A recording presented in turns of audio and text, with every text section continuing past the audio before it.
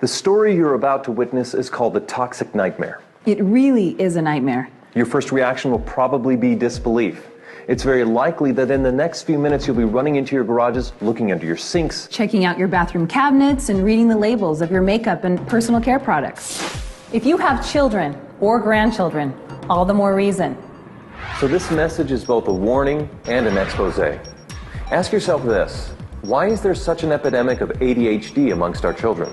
They can't even concentrate in school anymore.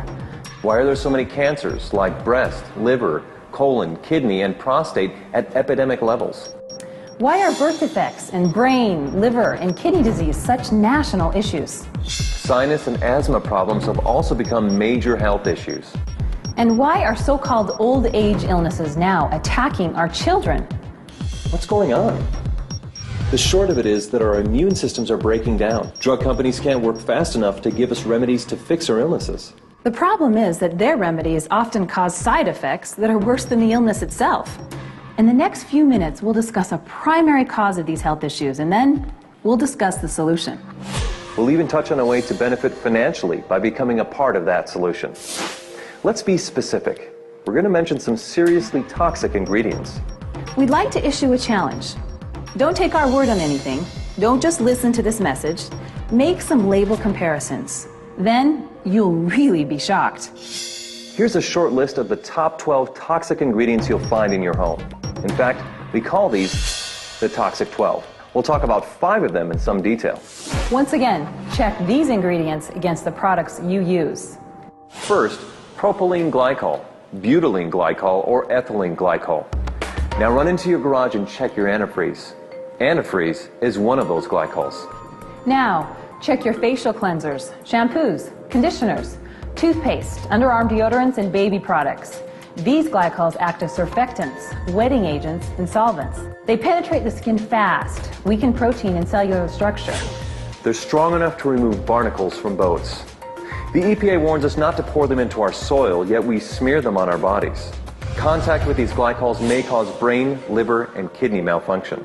Yet, about 1/3 of all the beauty and personal care products you use morning, afternoon, and evening contain them and do not have a warning label.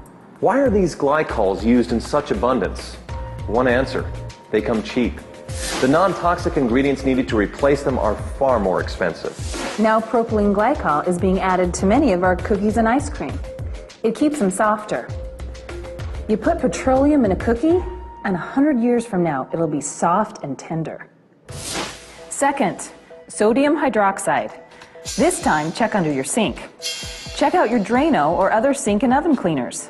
Especially check the crystal or dry Drano. Crystal Drano is 100% sodium hydroxide. This is a poison. Read the warning label. Look at the skull and crossbones. Yeah, it's caustic soda lye. You'll find sodium hydroxide in most common toothpastes, especially the ones claiming total or extra whitening. I guess they figure if it cleans your drains, it'll do a good job on your teeth. It's also in many of your soaps and facial cleansers. Third, sodium lauryl sulfate, sodium lauryl sulfate, or ammonium lauryl sulfate. These sulfates are strong detergents. They're used in garage floor cleaners and engine degreasers. Yet they'll be in 90%, get that, 90% of your beauty and personal care products that foam. Why? It's the cheapest way to create foam. They're linked to eye damage, depression, diarrhea, skin irritation, and even death. Our bodies retain these sulfates for extensive periods of time. This means that even smaller dosages amount up to higher and higher levels of toxicity in our bodies. Think of what that means to smaller bodies, like infants and children. Think of the unborn infants. Any wonder why attention deficit and learning disabilities are at epidemic proportions? Fourth, DEA, MEA, or TEA. These are hormone-disrupting chemicals with ties to cancer. They're restricted in Europe, yet used freely in the US. The EPA says that repeated applications result in major increases in liver, breast, and kidney cancer. The risk is significantly increased in children. Fifth, PEG, or polyethylene glycol. This is a carcinogenic petroleum compound that reduces the skin's natural moisture. Prolonged use seriously ages the skin. In addition, It has links to all forms of cancer. The higher the PEG content, like PEG 20, 50, 100, or 120, the worse it becomes. Sixth, DMDM or urea. These are preservatives that release formaldehyde. 7. Mineral oil. It's another petroleum product that coats the skin like saran wrap. Baby oil is 100% mineral oil. 8. Triclosan. It's a synthetic antibacterial with a chemical structure similar to Agent Orange. The EPA registers it as a pesticide.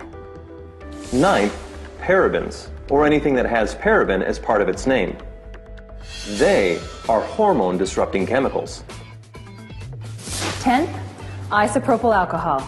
It ages and dries the skin, promoting wrinkles and brown spots. 11th, FD and C color pigments. These are synthetic colors from coal tar. They scored the highest mark on the toxic scale. 12th, fragrances. They may contain up to 4,000 ingredients. Animal urine is most often used to create the desired smell. Well, those are the toxic 12. There's another 100 or so that should receive dishonorable mention.